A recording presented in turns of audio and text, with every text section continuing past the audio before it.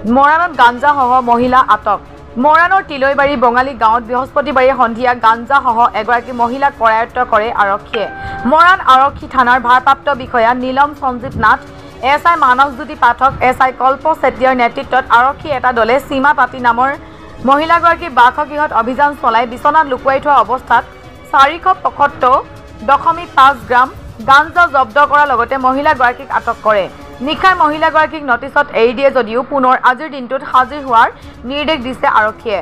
লক্ষণীয়ভাৱে মৰাণ আৰক্ষীয়ে নিষিদ্ধ ড্ৰাগছ গাঞ্জাৰ বিৰুদ্ধে অভিযান চলাই আহিছে যদিও অব্যাহত আছে নিচাযুক্ত দ্ৰব্যৰ চোৰাং সৰবৰাহ। হয়, আজি মৰাণ তিলৈবাৰী বঙালী গাঁৱত এগৰাকী মহিলাৰ বাসগৃহত, তেওঁৰ নাম সীমা তাঁতী, তেওঁৰ বাসগৃহত বিচনাৰ তুচকৰ তলত এক গোপন সত্ৰে মৰাণ আৰক্ষী থানাই গম পায়।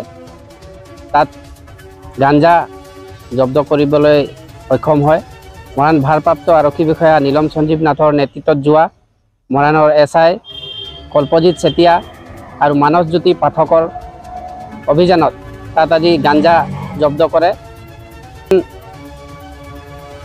মৰাণৰ ৰাইজ হিচাপে মৰাণ ভিডিপিৰ তৰফৰ পৰা আমি মৰাণ আৰক্ষী থানাক অশেষ ধন্যবাদ জ্ঞাপন কৰিছোঁ, কাৰণ তেওঁলোকে গাঞ্জা আৰু ড্ৰাগছৰ ওপৰত যি তৎপৰ দেখাইছে আৰু মৰাণৰ পৰা যেনেধৰণে গাঞ্জা আৰু ড্ৰাগছক নিৰ্মূল কৰিবৰ বাবে সকলো ধৰণৰ প্ৰয়াস লগাইছে, সকলো ধৰণৰ প্ৰয়াস আগবঢ়াইছে আৰু এই তৎপৰক আমি মৰাণ ৰাইজৰ তৰফৰ পৰা আমি অশেষ ধন্যবাদ জ্ঞাপন কৰিছোঁ আৰু এই অভিযানত আৰু তৎপৰ কৰিবৰ বাবে আমি অনুৰোধ জনাইছোঁ। বৰ্তমান মৰাণ আৰক্ষীয়ে এই ঘটনা তদন্ত অব্যাহত ৰাখিছে।